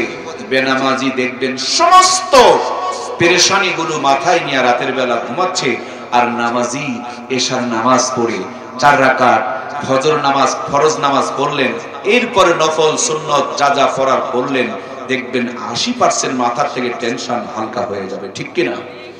যদি আরো 20% টেনশন মাথায় থেকে যায়, বাড়িতে গিয়ে আবার ওযু করে তাহাজ্জুদের নামাজে দাঁড়িয়ে যায়, নফল নামাজে দাঁড়িয়ে যায়, সালাতুল হাজতের নামাজে দাঁড়িয়ে যায়, চোখের পানিগুলো যখন সেজদার মধ্যে ছেড়ে দেয়, ওই চোখের পানি জমিনে পড়ার আগে আল্লাহ নামাজের হৃদয়টাকে শীতল বানায় দেয়। এরপরে বিছানায় যখন মাথা লাগায়, প্রশান্তি নিয়ে ফজর পর্যন্ত নাক ডেকে ডেকে ঘুমানোর মতন আল্লাহ তাআলা তার যোগ্যতা বাড়ায় দেয়। আর বেনামাজির খবর নিয়ে দেখো, একই রাত্রে 3টা করে ঘুমের বড়ি মারে, তারপরে মাঝে মাঝে কাম হয় না। কথা বলুন ঠিক কিনা? এই জন্য প্রিয় ভাইয়েরা আমার, নামাজকে সুন্দর করেন, জীবন সুন্দর হয়ে যাবে। এই যেই নামাজ আল্লাহ তাআলা দান করলেন, তার প্রথম নামাজ হলো ফজরের নামাজ, আর ফজরের ফরজ নামাজ হলো 2 রাকাত। এটি হলো আদি পিতা হযরত আদমের স্মৃতি। নবী আমার মিরাজে গিয়া আদম নবীর লম্বা জিন্দেগি দেখে মনে মনে আফসোস করছিলেন, ওগো আমার রব, আমার উম্মতগুলো যদি আদম নবীর সম পরিমাণ হায়াত পেত, তারা অনেক সওয়াব কামাই করার জন্য সুযোগ পেয়ে যেত। আল্লাহ বলেন, বন্ধু, তোমার উম্মতকে আমি আদম নবীর সম পরিমাণ হায়াত দেই নাই, কিন্তু তার স্মৃতি থেকে ফজরের 2টা রাকাত নামাজ দিয়ে দিলাম। তোমার উম্মতকে বলে দিও, কষ্ট করে ফজরের 2টা রাকাত নামাজ যদি জামাতে আদায় করতে পারে, এই 2 রাকাত নামাজের বিনিময়ে প্রতিদিন আদম আলাইহিস সালামের জিন্দেগি বরাবর সওয়াব দিয়ে দিবেন কে? এই জন্যই বলা হয়, as-salatu খায়রুম মিনান নাওম, ঘুম হইতে নামাজ ভালো। কত ভালো? বলে 2 রাকাত নামাজ আদম আলাইহিস সালামের জিন্দেগি বরাবর সওয়াব। সুবহানাল্লাহ বলেন। আমার ভাইয়েরা, আজকে 2025 নতুন বছর শুরু হবে, ফজরের নামাজ দিয়ে শুরু করব তো ইনশাআল্লাহ। এখন আর 2024 সাল নেই, অলরেডি আমরা 2025 সালে চলে গেছি। এখন 12টা 4 মিনিট বাজে। আমরা শুরু করেছিলাম মাহফিলটা 2024 সালে। আল্লাহ তাআলা কোরআন শুনতে শুনতে আমাদের 25 সাল পৌঁছায়া দিয়েছেন। যেমনি কোরআন শুনতে শুনতে কোরআনের সাথে সম্পর্ক রেখে যেন আল্লাহ জান্নাতে সবাইকে পৌঁছায়া দেয়, বলুন আমিন। প্রাণপ্রিয় ভাইয়ার আমার, ফজরের 2 রাকাত নামাজ আদি পিতা আদমের স্মৃতি, আর জোহরের 4টা রাকাত নামাজ। এই 4 রাকাত নামাজ হলো জাতির পিতা সাইয়েদিনা হযরত ইব্রাহিম আলাইহিস সালামের স্মৃতি। ইব্রাহিম আলাইহিস সালামকে জাতির পিতা ঘোষণা দিয়েছেন কে? মিল্লাতা আবিকুম ইব্রাহিম ওয়াসাম্মাকুমুল মুসলিমিন। মুসলমানের জাতির পিতার নাম সাইয়্যিদিনা হযরত ইব্রাহিম আলাইহিস সালাম। ঘোষণাটা কার? আমরা এতদিন জানতাম যে জাতির পিতার নাম কে জানো কে জানো কে জানো। আমার প্রিয় ভাইয়েরা, এগুলো বলা যাবে না, এগুলো করা যাবে না। আল্লাহ তাআলা আমাদের সকলকে কোরআন সুন্নাহ মেনে চলার তৌফিক দান করুন, বলুন আমিন। সাফায়া দেওয়া যাবে না, এতদিন পর্যন্ত রুমের মধ্যে ছবি না থাকলে নাকি বেতন পাওয়া যাবে না। আমরা পরেই দেখলাম আবার মাথার মধ্যে চড়ে চড়ে কেউ কেউ প্রসাবও করতেছিল। কথা বলুন ঠিক কিনা? এই জন্য চাপিয়ে দেওয়া নয়, এমন কর্ম করতে হবে যে কর্মের মধ্য দিয়ে মানুষ যেন মরার পরও স্মরণ রাখে। কথা বলুন ঠিক কিনা? আমরা যাকে ধর্ষণকারী বানিয়েছিলাম, দেখুন তো ওই লোকটার কবর কতজন জিয়ারত করতে যায়। আর যাদেরকে জোর করে এটা সেটা বানায়া দিয়েছিলাম, ওদের তো জিয়ারত করতে যায় না, বরঞ্চ সুযোগ পেলে এখন হিসু করার জন্য যাবে। না কি বলেন? আল্লাহ তাআলা আমাদেরকে বুঝ দান করুক। আল্লাহ তাআলা আমাদেরকে কোরআন প্রেমী হওয়ার তৌফিক দান করুক, বলুন আমিন। কোরআনকে যারা হৃদয়ে ধারণ করে, এদেরকে যেই যত ষড়যন্ত্র করুক, আল্লাহ তাআলা তাদের মর্যাদাকে বাড়ায়া দিবে। সুবহানাল্লাহ বলেন। আর কোরআনের যত বিরোধিতা করবে, এরা যতই ফুন্দু আটুক, তাদের ওই বাড়ি ঘরগুলোকে বাথরুম আর টয়লেট আল্লাহ বানায় রাখবে। সবচেয়ে বড় ইসলামের দুশমন আবু জেহেল্লা, তার বাড়ি কিন্তু বর্তমানে 3 তলা টয়লেট। হাজী সাহেবরা ওদিক দিয়ে গেলে বলে পেটের মধ্যে মোচড় উঠছে। আর আবু জেহেল্লার বাড়িতে, লিডারের বাড়িতে বাথরুম না করলে পারে, হিসু না করলে যেন ইবাদত করে শান্তি পাওয়া যায় না। এর জন্য আমরা তো দেখেও তো কিছু শেখা লাগে। তারা তো চলে গিয়েছে, এখন শেখার পালা হলো আমাদের। আমরা যতদিন পর্যন্ত বেঁচে আছি ইসলামের পক্ষে থাকবো, কোনোদিন বিরোধিতা করব না ইনশাআল্লাহ। আর যদি করি তাহলে মনে রাখতে হবে, বড়টার যদি বাড়ি টয়লেট হয়, আমাদেরটাও সেরকমই হবে। আল্লাহ আমাদেরকে ইসলামের পক্ষের মানুষ হিসাবে কবুল করুন, বলুন আমিন। জাতির পিতা জন্ম নিয়েছেন সেই জামানার একজন মূর্তি পূজকের ঘরে।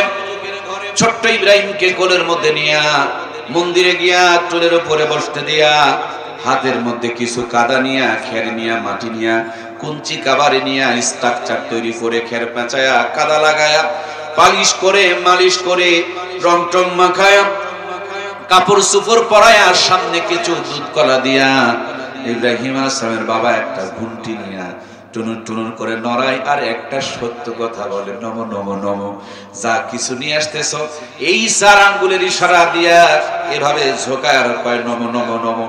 যা কিছু নিয়ে আসতেছ 4 আঙ্গুল দিয়ে কয় আমি নেব, আমি নেব। আর উপরের কাঁচকলা ঝোকায় আর কয় তুই আর তোর ভগবানদেরকে এটাই দেবো। আজ পর্যন্ত নমো নমোর যারা পূজা করেছে, যা কিছু নিয়ে গেছে সব ঠাকুরে খেয়েছে। আর উপরের কাঁচকলাটা ওই পূজা দেনেওয়ালা ভগবান সহ তাদের কপালে জুটেছে। কথা বলুন ঠিক কিনা? হিন্দুদের দেখে দেখে এখন মুসলমানরা ওই পূজা শুরু করে দিয়েছে। ওদের যেমন রামনারায়ণ, মোদের তেমন মানিক পীর। ওদের হলো দুধ কলা, মোদের হলো সিন্নি ক্ষীর। ওরা রামনারায়ণের যেমন পূজা করে, আমার দেশে দেখবেন অনেকেই তেমনি ভাবে ভণ্ডদের কবরে গিয়ে আবার সেজদা করে। রামনারায়ণ যারা পূজা করে, এদের পর্দা পুশিদা লাগে না, নামাজ কালাম লাগে না, এদের হালাল হারাম মানতে হয় না। আমার দেশে একদল ভণ্ড পীরও আছে, এদের খালি সিন্নি দিলে হয়, তাবারক দিলে হয়, ওরস করলে হয়, পর্দা লাগে না, নামাজ লাগে না, হালাল হারামের বিধান লাগে না। এরকম ভণ্ড আমার বাংলার জমিনে আছে না? না। সম্মানিত প্রাণপ্রিয় ভাইয়েরা আমার, আল্লাহর পয়গম্বর ছোট্ট ইব্রাহিম বাবার গলাটা জড়িয়ে ধরে বলে, আব্বা এই যে খেরের বন্দাটা বানায়া সামনে দুধ কলা দিয়ে এই যে নম নম শুরু করে দিলেন আপনি, এটা কে হয়, এটা কি হয়? বাবা বলে এটা ভগবান হয়। হযরত ইব্রাহিম বলেন ভগবান মানে আবার কি? বলে ভগবান মানে প্রভু। বলে প্রভু সেটা আবার কি? বলে প্রভু মানে রব। রব মানে কি? হযরত ইব্রাহিমের আব্বা বলেন রব হলো আপনি, তোমার আমার স্রষ্টা, সৃষ্টিকর্তা। এবার হযরত ইব্রাহিম বুঝতে পেরেছেন প্রভু মানে রব, রব মানে স্রষ্টা, আর স্রষ্টা মানে সৃষ্টিকর্তা। হযরত ইব্রাহিম বলেন আব্বা এটা আবার কেমন কথা? কেবল তো তুমি খেরের বন্দাটারে বানাইয়া, কাপড় চোপড় পরাইয়া বানাইলা, সে কেমনি তোমার স্রষ্টা হয়? আমি নিজে দেখলাম তুমি তার স্রষ্টা। সুবহানাল্লাহ বলেন। আমি নিজেই দেখলাম এটাকে তুমি কেবল বানাইলা, সে কি করে তোমার স্রষ্টা হয়? বরঞ্চ তুমি তো তার স্রষ্টা, তুমি কেবল তারে বানাইলা। বাবার মুখে আর কোনো কথা নাই। বাবা জোরে একটা ঝাড়ি মারছে। হযরত ইব্রাহিম ছোট্ট মানুষ কাঁদতে কাঁদতে বাড়িতে চলে গেছে। মা দৌড়ে এসে চোখের পানিগুলো মুছে দিয়ে ঠোঁটে গালে চুমু দিয়ে কোলের মধ্যে তুলে নিয়ে বলে, ইব্রাহিম কান্না করো কেন? হযরত ইব্রাহিম বলেন, আম্মা আব্বা একটা খেরের বন্দা বানায়া দুধ কলা দিয়া পূজা করতেছে আর বলতেছে এটা নাকি স্রষ্টা, এটা নাকি আপনাকে আমাকে সৃষ্টি করেছে। তুমি আমার মা, সত্য করে বলো তা না, খেরের বন্দা আবার কেমনে মানুষের স্রষ্টা হয়? আপনার আমার স্রষ্টাটাকে, রবটাকে, প্রভুটাকে। মা বলে, ইব্রাহিম এ কথা বলো না বাবা, এ কথা বলার কারণে 40,000 সন্তানকে নমরুদ হত্যা করেছে। এক্ষুনি যদি জানতে পারে তোমারও জীবন থাকবে না, তোমারও শেষ করে দিবে। হযরত ইব্রাহিম বলেন, আম্মা তুমি আমার মা,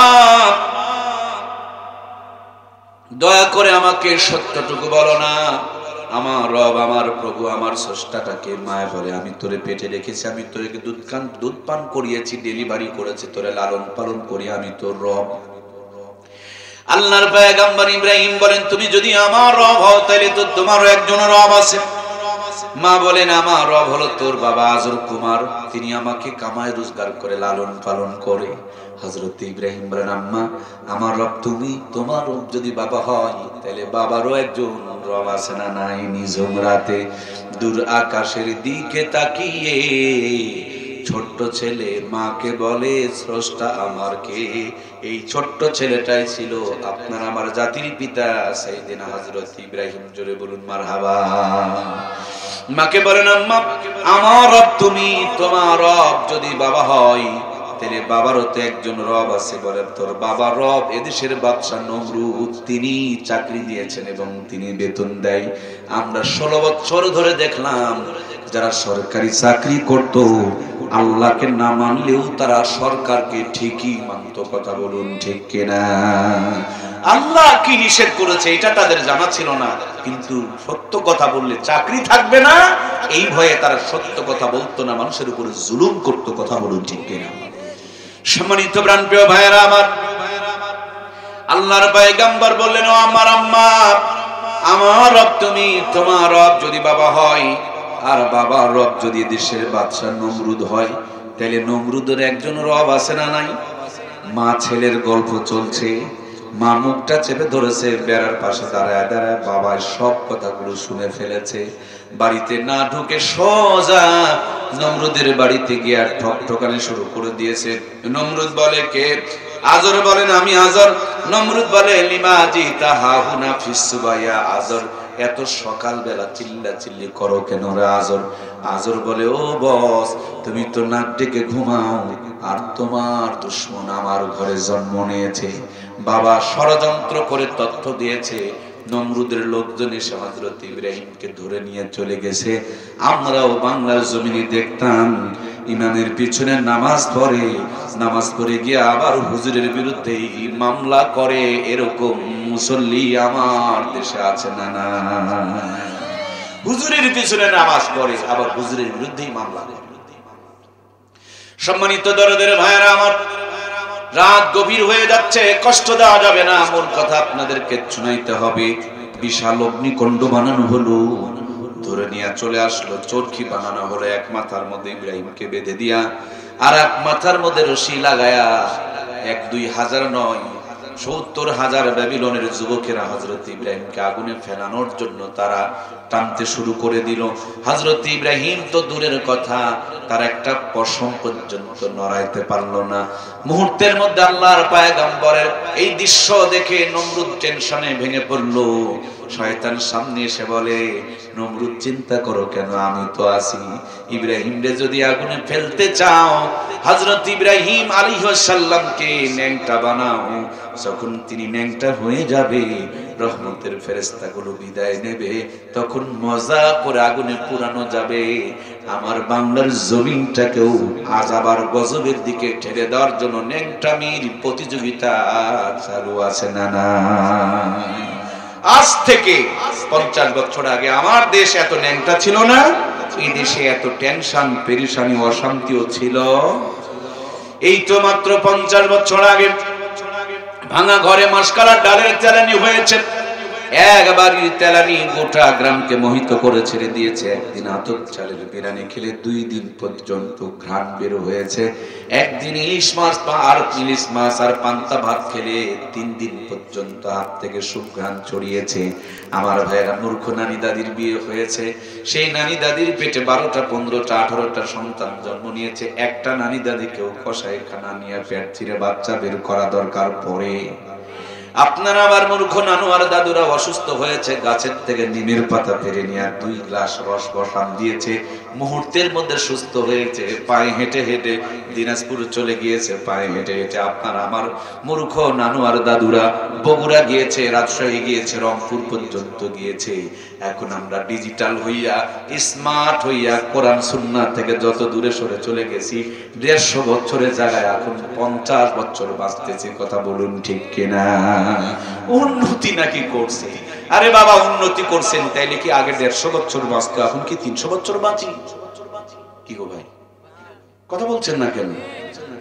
ওরা নিমের পাতা খেয়ে যে পরিমাণ সুস্থ ছিল, আমরা কি তার চেয়ে বেশি সুস্থ আছি? তাহলে কি উন্নতি করলেন? দাদুর আপনার 18টা সন্তান ছিল, আপনার মনে হয় 36টা। কথা বলছেন না কেন গো? তাহলে উন্নতি তো ওদেরই ছিল রে ভাই। কথা বলছেন না কেন? 150 বছর বাঁচতো, 18 সন্তানের বাপ ছিল, সব জায়গাতে রহমত আর বরকত ছিল। আহারে কি খাওয়াটা খাইছে, এক একটা খাসি জবাই করে একজনায় বসায় দিছে। সুবহানাল্লাহ বলবেন না? আর এখন একটা খাসি জবাই করলে দেখবেন গোটা গ্রাম খাওয়া হয়। হাই মরদ আমরা, বিশাল মরদ। একটা মুরগি খাওয়ার মতন মরদ খুবই কম আছে, গোটা মুরগি একটা খেতে পারে না। কিন্তু মুরব্বীদের খবর নিয়ে দেখেন, মিষ্টির বাটি নিয়ে বসছে, চোখের পলকে 2.5 কেজি নয় 2.5 সের তুলে ফেলছে। আমার প্রাণপ্রিয় ভাইরা, মূল কথাটা হলো বন্ধু, ইসলাম থেকে যত দূরে সরে চলে গেছি, ততই যেন রহমত আর বরকতের পরিবর্তে আযাব আর গজবে করতে শুরু করেছি। ঠিক কিনা? এই জন্য আমার প্রাণপ্রিয় ভাইরা, জাতির পিতা সাইয়েদনা হযরত ইব্রাহিমকে ন্যাংটা করতে হবে, মনে আছে কি? আমাদেরকে কেউ ন্যাংটা করে না, আমরা একা একা ন্যাংটা হতে শুরু করেছি। আমরা যখন জামা বানাই, আমার জামা ফুল হাতা, আমার বইয়ের বেলায় হাফ হাতা, আমার দিয়া পেট ঢাকা, আমার বিবির বানাতে গেলে পেটের অর্ধেকটা ফাঁকা, আমি বানালে কলা পর্যন্ত ঢাকা, আর আমার বইয়ের বানালে বুকের অর্ধেকটা ফাঁকা। আমার জামা দিয়া প্যান্টের ভিতরে শার্ট ঢুকায়া শক্ত করে বেল দিয়া ইন করা, আমি হাসতে পারি না, কাশতে পারি না, বসতে পারি না। যদি বলি ওরে ভাই, এত যত্ন করে তো পেটের নাড়ি ভুঁড়ি ঢাকার দরকার নাই, কি আছে পেটের ভিতরে? খবর নিয়ে দেখুন, তেল আর চর্বি, নারী আর ভুঁড়ি, পেশাব আর পায়খানা, আর পৃথিবীর শ্রেষ্ঠ নিয়ামত আল্লাহর জান্নাতের সম্পদ, যেই মা বোনের পেট দিয়ে দুনিয়াতে আগমন করবে, ওই ফ্যাক্টরিয়ার কারখানাকে আমরা রেখে দিয়েছি ফাঁকা। সেই পেটে কোনোদিন শাহজালাল, শাহপ্রাণ, শাহ মাকদুম প্রত্যাশা করা যায় না। ওদের পেটে সিটার বাপ্পা আর লুচ্চা গুন্ডায় পয়দা হবে। এই দুনিয়াতে এসে তারা আমাদের উপরে জুলুম অত্যাচার করবে। কথা বলুন ঠিক কিনা? গাছ লাগিয়েছেন, নিম গাছ আর আঙ্গুরের আশা করবেন, তা তো হয় না রে ভাই। আপনাদের এলাকায় কি ইটের ভাটা আছে? ইটের ভাটা নাই?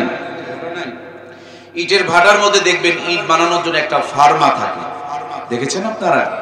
ফার্মাটা যদি বেঁকা হয়, ইটগুলো তো সোজা হয়। হ্যাঁ কি গো, কথা বলছেন না কেন? ইট সোজা হয়, ফার্মা বেঁকা হলো, ইটও বেঁকা হয়। বউটাকে কটকটি কিনে দিবেন, বুঝেছেন? আর বইয়ের পেট থেকে আল্লাহর ওলি জন্ম হয়। কি গো, হবে? হবে? বেশিরভাগ মানুষ তো কটকটি কিনে দেয়।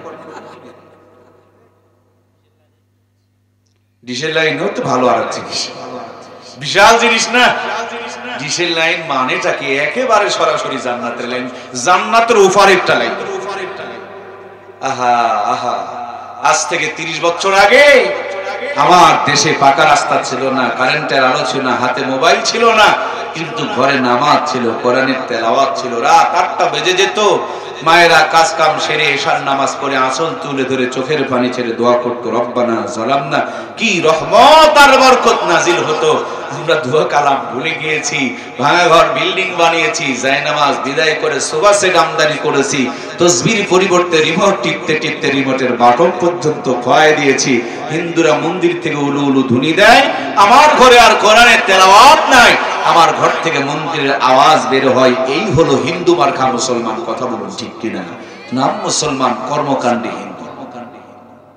সম্মানিত দরদের ভাইয়েরা আমার, আলোচনা চলছিল জোহরের 4 রাকাত নামাজ। জাতির পিতা সাইয়েদিনা হযরত ইব্রাহিমকে নিয়ে মনে আছে তো আপনাদের? আগুনে ফেলতে হলে নেমটা করতে হবে। কে নেমটা করবে?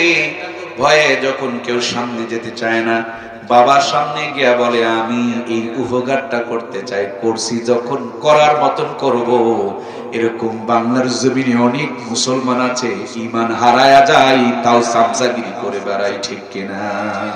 জানে যে এই দল করলে ইমাম থাকবে না। এই দলের দর্শন হলো আলেম ওলামা বিদ্বেষী, ইসলাম বিদ্বেষী, কোরআনের বিপক্ষে। তারপরে ইমাম চলে যায়, তারপরে নেতাগিরি ছাড়ে না। এরকম মানুষ আছে না নাই? আমাদেরকে যিনি সৃষ্টি করেছেন, আমাদের স্রষ্টার নাম কি? আমরা কেমনে ভালো থাকবো আমরা জানি না, আল্লাহ জানে।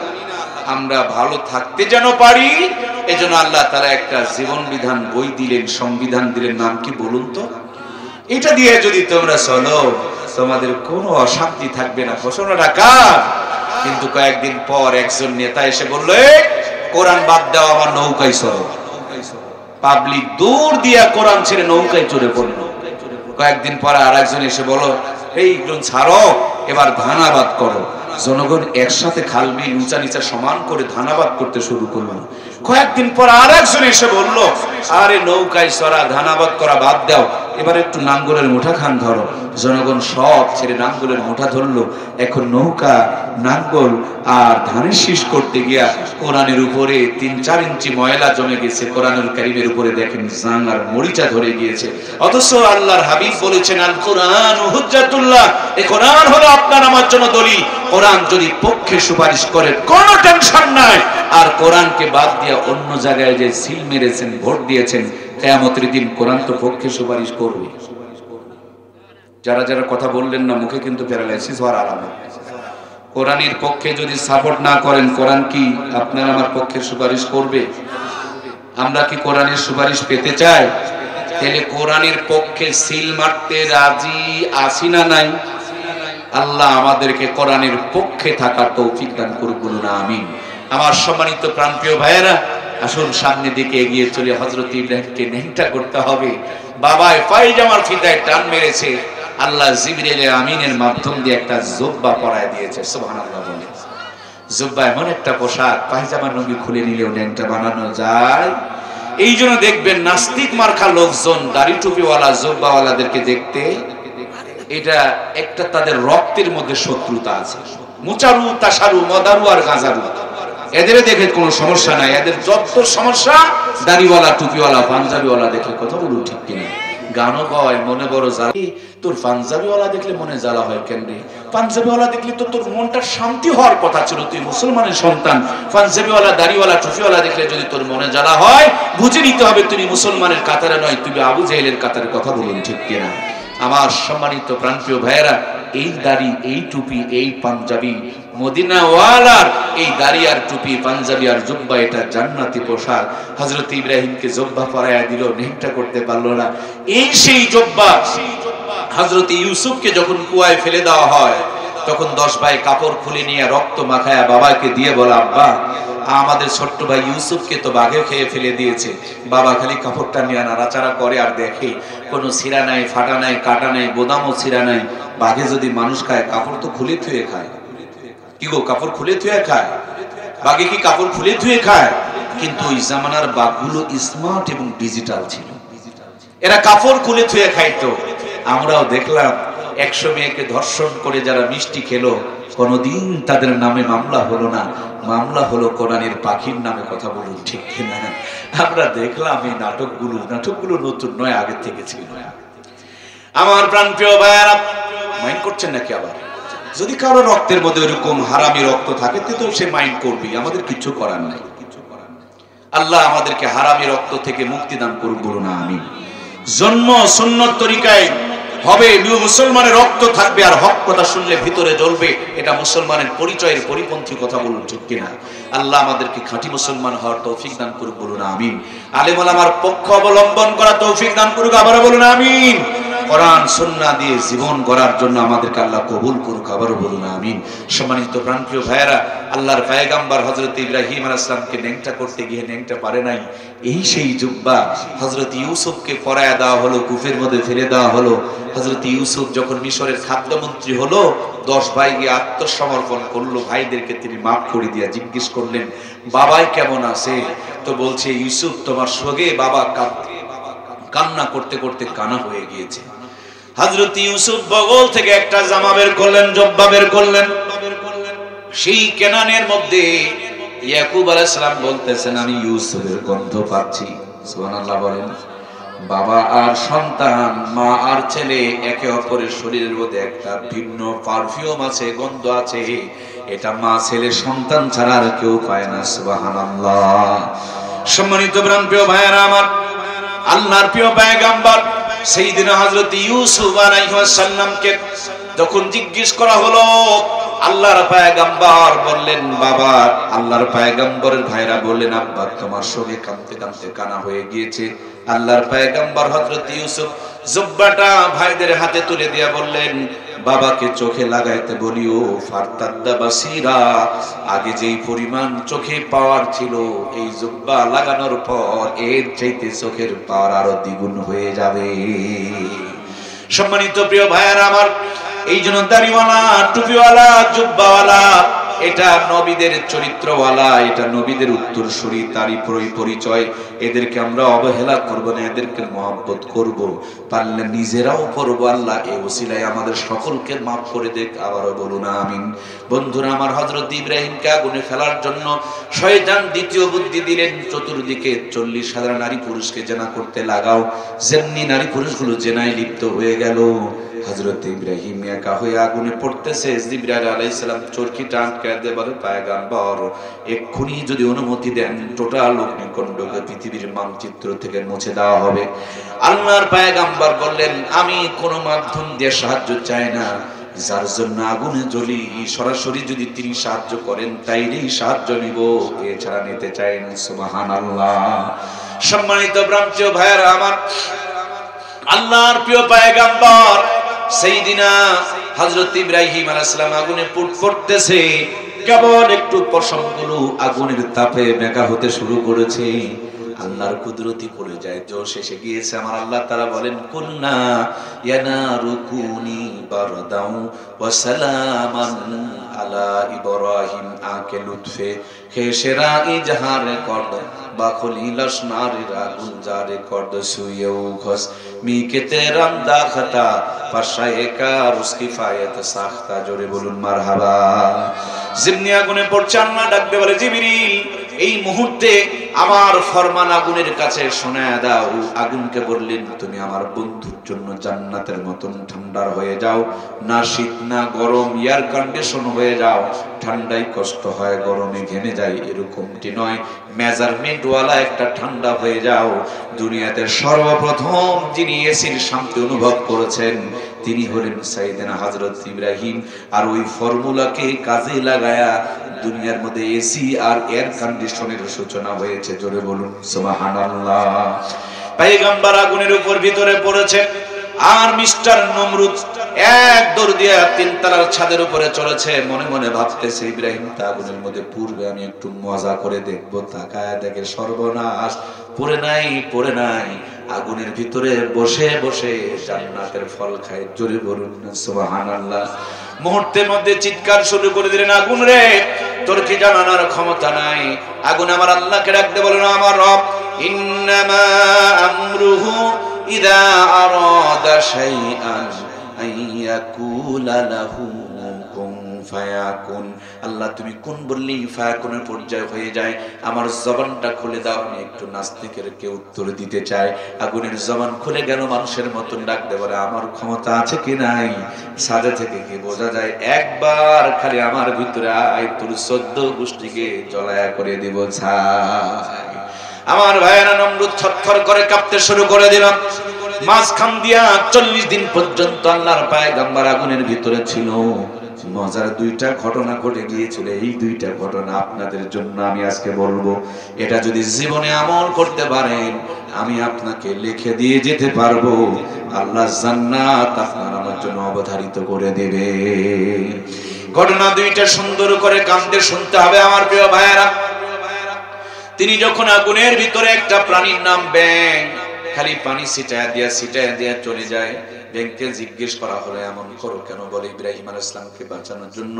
ব্যাংকে বলা হলো, ব্যাঙ রে, তোমার মুখের এতটুকু পানি দিয়ে তো ইব্রাহিমকে বাঁচানো যাবে না। বলে বাঁচবে কিনা এটা আমার সাবজেক্ট না, আমি আমার সাধ্য অনুযায়ী চেষ্টা করে যাবো, এটাই হলো আমার দায়িত্ব আর কর্তব্য। এই জন্য মুরব্বীরা বলেন ব্যাংকে মেরো না। আর আল্লামা শেখ সাদি বলেন এটা ব্যাঙ ছিল না, এটা ছিল একটা পাখি। পাখিটার নাম হলো হুমা পাখি। সংখ্যাতে খুব কম, আকাশের অনেক গভীরে থাকে। ঠোঁটের মধ্যে পানি নিয়ে একটু আস্তে আস্তে করে ছেড়ে দেয়। পানি তো জমিনে পড়ার আগে আগুনের তাপে ফুরায় যায়। ওই পাখিটা এতটুকু চেষ্টা করার জন্য আল্লাহ তার এত মর্যাদা বানিয়ে দিয়েছেন। দুনিয়ার বুকে হুমা পাখি যদি কোনো মানুষের উপরে ছায়া দেয়, দুনিয়ার মধ্যে ওই মানুষটা রাজা বাদশাহ না হলে আল্লাহর ওলি হয়ে যাবে। সম্মানিত প্রিয় ভাইয়েরা আমার, আর একটা প্রাণীর নাম হলো কাকলাস। ডাহিন, খাটাস, গিরগিটি, রক্তচোষা, নাই চোষা, নখ চোষা, কি অনেকে অনেক মতন বলে। এটা জংলায় থাকে, কিছুটা টিকটিকের মতন, পিঠের কাঁটাটা খাড়া, মাঝে মাঝে কালার চেঞ্জ করতে পারে। আপনারা নাম কি বলেন? নখ চোষা। আমার ভাইরা, এটা দেখলে তো মানুষের চুমা খায়। কি গো, চুমা খায়? এটা দেখলে মানুষে আরো মারে। কারণটা হলো আল্লাহর পয়গম্বরকে আগুনে পুরানোর জন্য খড়ি বহন করেছিলেন, মতান্তরে তিনি ফু দিয়েছিলেন। তার খড়ি দিয়া ফু দিয়া পয়গম্বর পড়ে নাই, কিন্তু অভিশাপ আর লানতটা তার ঘাড়ের মধ্যে চেপে গিয়েছে। কিয়ামত পর্যন্ত মানুষ দেখতে পেলেই তারে মারে, কারণ যাত্রী তার সাথে দুশমনি করেছিল। আমার প্রিয় ভাইয়েরা, এমনি দিনে যদি কেউ মারে, আল্লাহ তাআলা তাকে একটা হজের সওয়াব দান করে। সুবহানাল্লাহ হয়নি? জোরে বলেন না সুবহানাল্লাহ। আর যদি শুক্রবারের দিন, জুমার দিনে মারে, হজের সঙ্গে উমরার সওয়াব দান করবেন কে? এই জন্য শোনেন আমার ভাইয়েরা, ওই নবীদের উত্তরসূরি আলেমদের বিরোধিতা করবেন না, নইলে কপালে জুতা পিটা অপেক্ষা করবে। কথা বলুন ঠিক কিনা? ইসলামের পক্ষে থাকবেন, কাম হোক আর না হোক দাম দিবেন কে? কাম হলেও দাম পাবেন, না হলেও দাম পাবেন। ইসলামের পক্ষে থেকে আপনাকে আমাকে চেষ্টা করে যেতে হবে। এই জন্য যতদিন বেঁচে আছি, ইসলামের পক্ষে ব্যাঙের ভূমিকায়, হুমা পাখির ভূমিকায় থাকতে চায়। কারা কারা রাজি? দুইখানা হাত তুলে দেখায়। লিল্লাহে তাকবীর। আল্লাহ আমাদের হাতগুলোকে কবুল করুক, বলুন আমিন। আর আমরা কখনোই কোনোদিন কাকলাস, তারপরে রক্তচোষা, নাই চোষা, গিরগিটি, খাটা, সেইটার পক্ষে আমরা কোনোদিন যাব। ইসলামের কোন বিরোধিতা করব, ইসলামের বিপক্ষে সিল মারব, আমরা সবই দেখেছি। একবার কোরআনের রাজ দেখা বাকি আছে, সেটুকু আমরা দেখতে চাই। আমরা আগামী দিন সেটা চাই। আমাদেরকে আল্লাহ তাআলা কোরআনের সৈনিক বানিয়ে আনে, বলুন আমিন। সম্মানিত প্রিয় ভাইয়েরা আমার, আল্লাহর পয়গম্বর 40 দিন পর আগুন থেকে যখন বের হয়ে আসতেছেন, নমরুদের মনটা বড় খারাপ। মুখটা শুকনো করে বলে, ইব্রাহিম তোমার সঙ্গে পারলাম না, কিন্তু তোমার আল্লাহকে ছাড়বো না। পয়গম্বর বলেন, যদি পারো মোকাবিলা করে আমার কোনো আপত্তি নাই। সাদা একটা হাতির পিঠে চড়ে, রাত গভীর হয়ে গিয়েছে, সংক্ষিপ্ত করে বলতেছি, সাদা একটা হাতির পিঠে চড়ে আল্লামা শেখ সাদি বলেন, হাতের মধ্যে একটা তীর ধনুক লইয়া আঁকে লুৎফে খেসেরা ইজহারে কর বাখুলি লশনারে রাগুল জারে কর সুয়ে ও খস মিকে তেরাম দা খাতা পাশায়ে কার উসকি ফায়াত সাখতা। যেমনি আসমানের দিকে একটা তীর মেরে দিয়েছে, আল্লাহ বলেন, জিবরিল রে, নমরুদের হাতের তীরটা ধরে নে, তীরের মাথার মধ্যে মাছের রক্ত ভরিয়ে দে। হাঁস মুরগি মরে গেলে খাওয়া জায়েজ নাই, কিন্তু মরা মাছ খাওয়া জায়েজ আছে না নাই? সেই দিন আমার আল্লাহ তাআলা মাছের রক্ত তীরের মাথায় ভরায়া দেয়া কিয়ামত পর্যন্ত আদম সন্তানদের জন্য মরা মাছকে হালাল করে দিয়েছে। তীরের মাথায় রক্ত ভরে তীর যখন জমিনে ফিরে এসেছে, নমরুদ মনে মনে ভাবছে আল্লাহ মরে গেছে। লোকটা ছিল ধুতি পরা, নাচতে নাচতে ধুতি খুলে গেছে, কোনো খবর। বাংলা ড্যান্স, ইংরেজি ড্যান্স, অঙ্ক dance, Urdu dance, Hindi dance, তারপরে বুরখা ড্যান্স, মাঝে মাঝে শুনি লুঙ্গি ড্যান্স। এই লোকটা দিচ্ছে ধুতি ড্যান্স। ধুতি দিতে দিতে ধুতিও গায়েব হয়ে গিয়েছে, মেশিন পত্র বের হয়ে গিয়েছে, তারপরে কোনো খবর নাই। আমাদের বাংলা জমিনে মাঝে মাঝে স্বাধীনতা দিবসে এরকম কাপড় খোলা ড্যান্সও চলতো, কথা বলুন ঠিক কিনা? এই বেকুবের বাচ্চারা, ওরা মরে গেল, জীবন দিয়ে গেল তোদের ন্যাংটা ড্যান্স দেখার জন্য। হ্যাঁ, তোরা তাদের জন্য দোয়া কর, দোয়া না করে ন্যাংটা ন্যাংটা ড্যান্স দেয়। আল্লাহ জাতি, এই জাহেল জাতিকে হেদায়েত দান করুন না। আমিন। এ কি কারবার গো, ভাবতে বড় লজ্জা লাগে। মানুষগুলো জীবন দিয়ে গেল, দোয়া করা বাদ দিয়ে নাচানাচি শুরু করলো। আল্লাহ তাআলা জাতিকে হেদায়েত দান করুন, বলুন আমিন। নতুন জীবন, নতুন বছর পেল, জাতি ট্যাক্সেট বাজাইতে শুরু করলো। জাতির মেমোরিতে কিভাবে শয়তান প্রসাব করে দিয়েছে। আল্লাহ তাআলা জাতিকে কোরআন সুন্নাহর আলোতে আলোকিত বানিয়ে দেখ, বলুন আমিন। আমার ভাইরা কষ্ট নিলেন কি? আমার ভাইরা নাচতে নাচতে উনি হাগু করে দিয়েছে, তারপরে উনি খবর একেবারে লুঙ্গি ড্যান্স, ধুতি ড্যান্স, হাগু ড্যান্স, এখন গন্ধ ড্যান্স। দুর্গন্ধে থাকা যায় না, তারপরও নাচতেছে, মনে মনে করছে আল্লাহ মরে গেছে।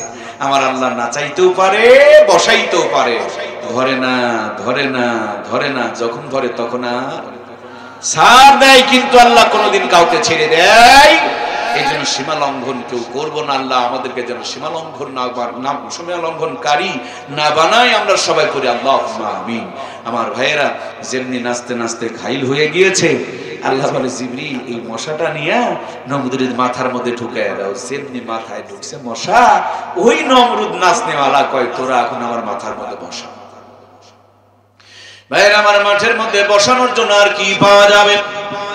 তখন মানুষ বড় ছিল, মানুষের পা বড় ছিল, চামড়া স্যান্ডেল জুতা বাটার জুতা ছিল না। মানুষের পায়ের নিচে কাঠের খড়ম তারা পড়তো, সেগুন কাঠ আর শাল কাঠের খড়ম।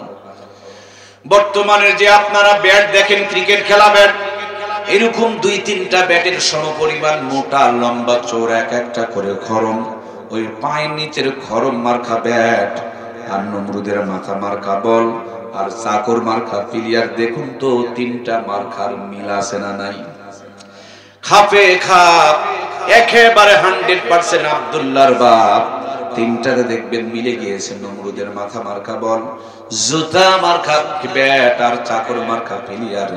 এই দুনিয়াতে ইসলামের বিপক্ষে যারা লেগেছে, ওদের খবর নিয়ে দেখেন, তাদের নিজের লোকজন তাদেরকে নানান কষ্ট দিয়ে মেরেছে, কথা বলুন ঠিক কিনা? তিনি ইব্রাহিমকে মারতে চেয়েছেন, কিন্তু পয়গম্বর ইব্রাহিম আলাইহিস সালাম তারে মারতে চায় নাই। ওর কাজের লোক ওদের পায়ে জুতা দিয়ে ওর মাথার মধ্যে এখন ঠাস ঠাস করে মারে, আর ফিরকি দিয়ে রক্ত পড়ে। নমরুদ কয় আরো জোরে, আরো জোরে, আরো জোরে। চাকরিরা কয় বস মাথা তো ফেটে যাবে। নমরুদে কয় ফাটবে, আমার ফাটবে, তোর বাপে কি? মার বেটা, জোরে জোরে মার। আমার ভাইয়েরা, ক্রিকেট খেলা যারা দেখেছেন অথবা ক্রিকেট যারা খেলেছেন, আপনারা একটু আমাকে হেল্প করবেন। জোরে একটা মারা হয়, ওই জোরে মারাটার নাম সম্ভবত ছক্কা বলে। ছক্কা মানে ধীরে না জোরে? একটু দয়া করে উত্তর দিবেন, সীমানার ভিতরে না বাহিরে? এই হলো ছক্কা। একটা করে চিন্তা করে, জোরে মারলেই যদি এত মজা লাগে তাহলে একটা ছক্কা মারি। আর ছক্কাটা তো নিশ্চয় অনেক জোর হয়। মাজার গামছাটা টাইট করে চাকর মার্কা প্লেয়ার হাতের মধ্যে জুতা মার্কা ব্যাটখানা লইয়া নমরুদের মাথা মার্কা বলে এত জোরে ছক্কা মেরেছে, এক ছক্কায় মাথার ঠুলি আউট। আছে না মইছে? নগা একটা ভাষা তো কোয়া লাগবে ভাইয়েরা, আছে না মইছে? আমার ভাইয়েরা, এই দুনিয়াতে তাকায়া দেখুন, যারা ইসলামের সঙ্গে গাদ্দারি করছে সবগুলোর পতন হয়েছে, কথা বলুন ঠিক কিনা? কোরআন ছিল, কোরআন আছে, কোরআন থাকবে। এই জমিনে যারা কোরআনের মাহফিলের পারমিশন দিতে চেয়েছিল, আজকে তাদেরই পারমিশন বন্ধ হয়েছে, কথা বলুন ঠিক কিনা? নাচ গানের পারমিশন লাগে না, ওরা মাহফিলের পারমিশন নেওয়া তোমারই পারমিশন নয়, তুমি কিভাবে পারমিশন দিবারে ভাই? এই জন্য কোরআনের সঙ্গে কোনো বেয়াদবি করা যাবে। সম্মানিত প্রিয় ভাইয়েরা আমার, আগুনের ভিতরে তিনি যখন পড়েছিলেন, সময়টা ছিল দুপুরের টাইম, জোহরের টাইম। আগুনে পড়ার পর রশি দড়ি বাঁধনগুলো পুড়ে গিয়েছে। আল্লাহর পয়গম্বর একটা পশম পর্যন্ত পড়ে নাই। মুহূর্তের ভিতরে আগুনের ভিতরে দাঁড়ায়া দাঁড়ায়া 4টা রাকাত নামাজ আদায় করেছিলেন। আল্লাহর কাছে বড় ভালো লেগেছিল। ইব্রাহিম আলাইহিস সালামের উম্মতের জন্য এক ওয়াক্ত 4 রাকাত নামাজ ফরজ ছিল। নবী যখন মেরাজে গিয়া ইব্রাহিম আলাইহিস সালামের জিন্দেগি দেখে মনে মনে আফসোস করছিলেন। আল্লাহ বলেন, বন্ধু আমার, আফসোস রেখো না, তার স্মৃতি থেকে জোহরের 4 রাকাত নামাজ তোমার উম্মতের জন্য ফরজ করে দিলাম। একটু কষ্ট করে যদি 4টা রাকাত নামাজ পড়তে পারে, প্রতিদিন ইব্রাহিম আলাইহিস সালামের জিন্দেগি বরাবর সওয়াব দিয়ে দিবেন কে? এই জন্য প্রিয় ভাইয়ারা, আজকের ফজর থেকে 5 ওয়াক্ত নামাজ শুরু করব তো ইনশাআল্লাহ। নিয়ত করুন 2024 সাল থেকে আর মিথ্যা কথা বলবো না ইনশাআল্লাহ। নামাজ কাজা করব না ইনশাআল্লাহ। বেপরদায় বউ বাচ্চাকে বাহিরে নিয়ে আর ঘুরবো না ইনশাআল্লাহ। সুদ ঘুষ খাবো না ইনশাআল্লাহ। কোরআনের বিপক্ষে আর যাব না ইনশাআল্লাহ। আল্লাহ প্রত্যেকটা ভালো কাজ করার জন্য কবুল করুক। এই মাহফিলে 24 সাল যারা শুরু করেছিলাম আর 25 সালে শেষ করলাম, আমাদের সবাইকে যেন একসাথে জান্নাতের জন্য আল্লাহ কবুল আর মঞ্জুর করেন। বলুন আমিন।